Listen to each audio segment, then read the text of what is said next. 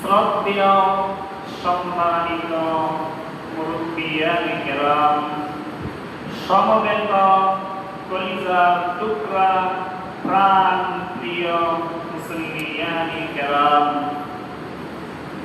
আগামী বৃহস্পতিবার অনুষ্ঠিত হবে ঈদুল আজহা। পবিত্র ঈদুল আজহা আগামী বৃহস্পতিবার ইনশাআল্লাহ। সেই ঈদুল আজহা কুরবানি একটি বড় ইবাদত। এই প্রসঙ্গে সময়ের এই সংক্ষিপ্ত পরিসরে যতটুকু সম্ভব আপনাদের সামনে আলোচনার নিয়ত করেছি। আল্লাহ তাআলা যদি তৌফিক দান করেন, আমা তাওফীকি ইল্লা বিল্লাহ। আল্লাহ রাব্বুল আলামিন কুরআনুল কারীম এবং হাদিসে পাক থেকে যে আলোচনাগুলো, নসিহতগুলো আমরা শুনি, সেই অনুযায়ী আমাকে আপনাদেরকে আল্লাহ তাআলা আমল করার তৌফিক দান করেন। সকলেই বলি আমিন।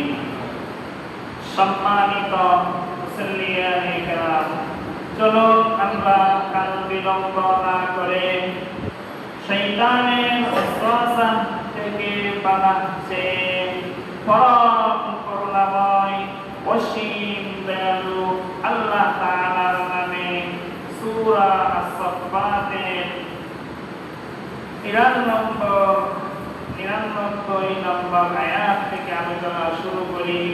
সকলে প্রাণ খুলে পড়ি। আউযু বিল্লাহি মিনাশ শাইতানির রাজীম। বিসমিল্লাহির রাহমানির রাহিম।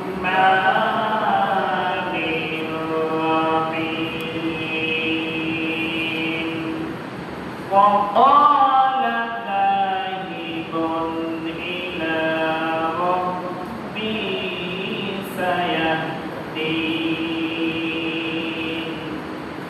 সূরা আস-সাফফাত 23 নম্বর পারা, সূরা ইয়াসিনের পরের সূরা সূরা আস-সাফফাত।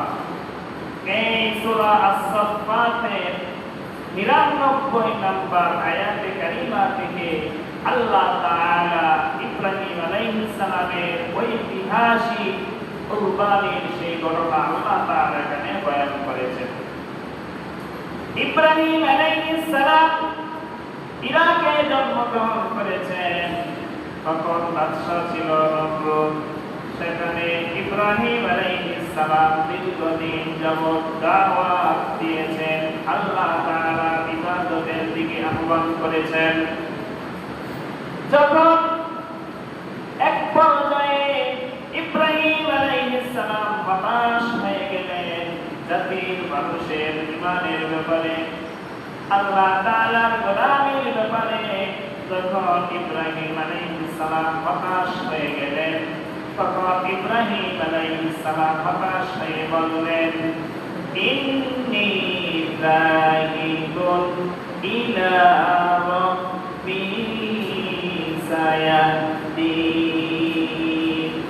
ইব্রাহিম আলাইহিস সালাম বললেন, আমার আল্লাহকে পাওয়ার জন্য আমি তোমাদের এলাকা থেকে চলে যাব, এমন এক জায়গায় যাব যেখানে আমি নির্বিঘ্নে আল্লাহ তাআলার ইবাদত বন্দেগী করতে পারবো।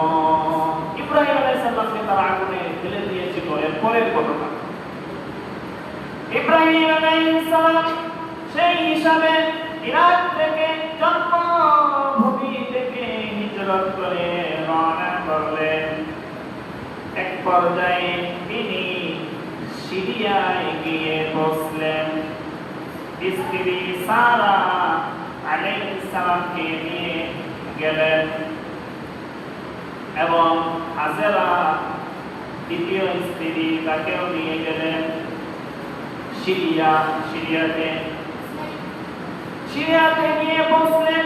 সেখানে ইবাদত বন্দেগী করতেছেন, মানুষদেরকে দাওয়াত দিতেছেন, তখনও পর্যন্ত কোনো সন্তান হয় নাই ইব্রাহিম আলাইহিস সালামের।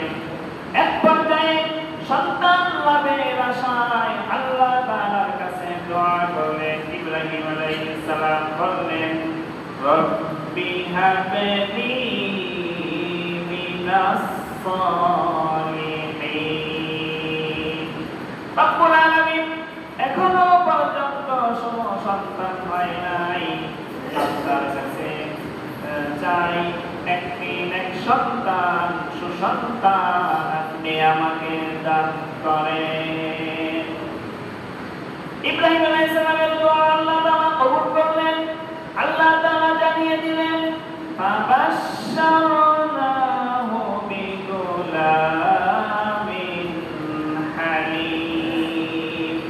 আল্লাহ রাব্বুল আলামিন বললেন, আমার বন্ধু ইব্রাহিম শোনো, তোমাকে এমন একটি সন্তান আমি দিব যে এত ধৈর্যশীল হবে, যে এত বড় ধৈর্যের পরাকাষ্ঠা প্রদর্শন করবে, কিয়ামত পর্যন্ত কেউ তার মতো এত বড় ধৈর্যের পরাকাষ্ঠা প্রদর্শন করতে পারবে না। এরকম একটা ধৈর্যশীল সুসন্তান, এক সন্তান আমি তোমাকে দান করব। সুবহানাল্লাহ। সেই হিসাবে আল্লাহ তাআলা একটি সন্তান দান করলেন। ইব্রাহিম আলাইহিস সালামের তখন 80+ বয়স। নাম রাখলেন ইসমাঈল আলাইহিস সালাম। ইসমাঈল আলাইহিস সালাম নাম রাখলেন। ইসমাঈল আলাইহিস সালামকে নিয়ে সেখানে সিরিয়াতে বসবাস করতে লাগলেন। আল্লাহ তাআলা ইচ্ছা করলেন নূহ আলাইহিস সালামের জামানায় মহাপ্লাবনে যে আল্লাহ তাআলার ঘর কাবা এরকম চাপা পড়ে গিয়েছিল বালির নিচে, মাটির নিচে, সেই কাবা পুনর্নির্মাণের ইচ্ছা করলেন ইব্রাহিম আলাইহিস সালাম এবং ইসমাঈল আলাইহিস সালামের মাধ্যমে। সেই হিসাবে আল্লাহ তাআলা বললেন, আমার বন্ধু ইব্রাহিম আপনার স্ত্রী হাজেরা আর ইসমাঈলকে ওই মক্কার কাবায় রেখে আসেন। আল্লাহ তাআলার হুকুমে সারা আলাইহিস সালাম সিরিয়াতে হয়ে গেলেন, আর দ্বিতীয় স্ত্রী এবং পুত্র ইসমাঈল আলাইহিস সালামকে মক্কায় রেখে গেলেন ইব্রাহিম আলাইহিস সালাম।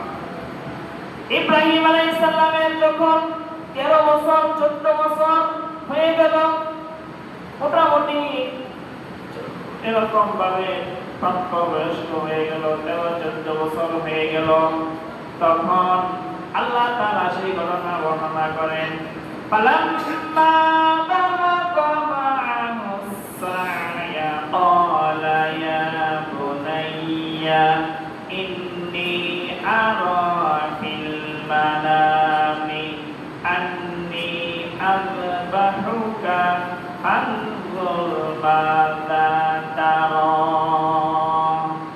ইব্রাহিম আলাইহিস সালাম সন্তান ইসমাঈল আলাইহিস সালাম যখন 12-13 বছর হয়ে গেল, তখন একদিন স্বপ্নে দেখলেন, ইব্রাহিম আলাইহিস সালাম স্বপ্নে দেখলেন, আন্নী আযবাহুকা ফানজুর মাযা তারা। ইব্রাহিম আলাইহিস সালাম স্বপ্নে দেখলেন যে ইসমাঈল আলাইহিস সালামকে তিনি জবেহ করতেছেন, মানে ছুরি চালাচ্ছেন ইসমাঈল আলাইহিস সালামের গলায়। এটা স্বপ্নে দেখলেন। মাথা বিচ্ছিন্ন হয়ে গেছে, এটা স্বপ্নে দেখলেন নাই, স্বপ্নে দেখছেন যে ছুরিটা চালাচ্ছেন, গলা কেটে গেছে, এটা দেখেন নাই, দেখছেন যে ছুরি চালাচ্ছেন, এটা স্বপ্নে দেখছেন ইব্রাহিম আলাইহিস সালাম। এইটা যখন স্বপ্নে দেখলেন ইব্রাহিম আলাইহিস সালাম, আল্লাহর নবী, শয়তানে তো আর নবীদের কোনো স্বপ্নে দেখাইতে পারে না। ইব্রাহিম আলাইহিস সালাম বুঝে ফেললেন যে এটা আল্লাহ তাআলার হুকুম, আমার ছেলেকে কুরবানি করা। সেই হিসাবে ইসমাঈল আলাইহিস সালামকে বললেন, ফানজুর মাযা তারা, হে বাবা ইসমাঈল, আমি তো স্বপ্নে দেখলাম তোমাকে জবেহ করতেছি, তুমি এই ব্যাপারে কি মতামত দাও? ইসমাঈল আলাইহিস সালাম বললেন, ইয়া বুনাইয়া আবাতি ফাআল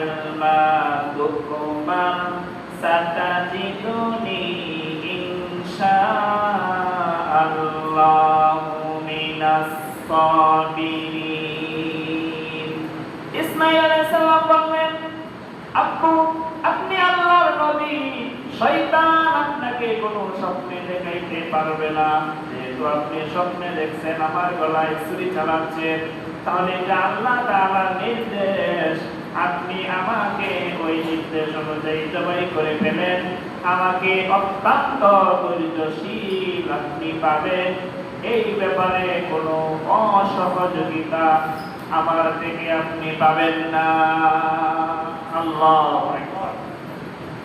ইসমাঈল আলাইহিস সালাম যখন বলে দিলেন, তখন ইব্রাহিম আলাইহিস সালাম ছেলেকে নিয়ে মিনার প্রান্তরের দিকে রওনা করলেন। মক্কার মিনার প্রান্তরে গিয়ে পৌঁছে গেলেন। আল্লাহ তাআলা বলেন, ফালাম্মা আসলামা ওয়া তাল্লাহু লিল জাবিন। মিনার প্রান্তরে গিয়ে ইব্রাহিম আলাইহিস সালাম এবং ইসমাঈল আলাইহিস সালাম আব্বা এবং তার ছেলে ইসমাঈল বাবা ছেলে উভয় যখন রাজি হয়ে গেল, সম্মত হয়ে গেল, তখন ইব্রাহিম আলাইহিস সালাম ইসমাঈল আলাইহিস সালামকে কাঁধ করে শুয়ে দিলেন। শুয়ে দিয়ে ছুরি তো আগে অনেক ধার করে রেখেছেন, যেন গলায় লাগানোর সাথে সাথে গলা কেটে যায়। অনেক ধার দিয়েছিলেন।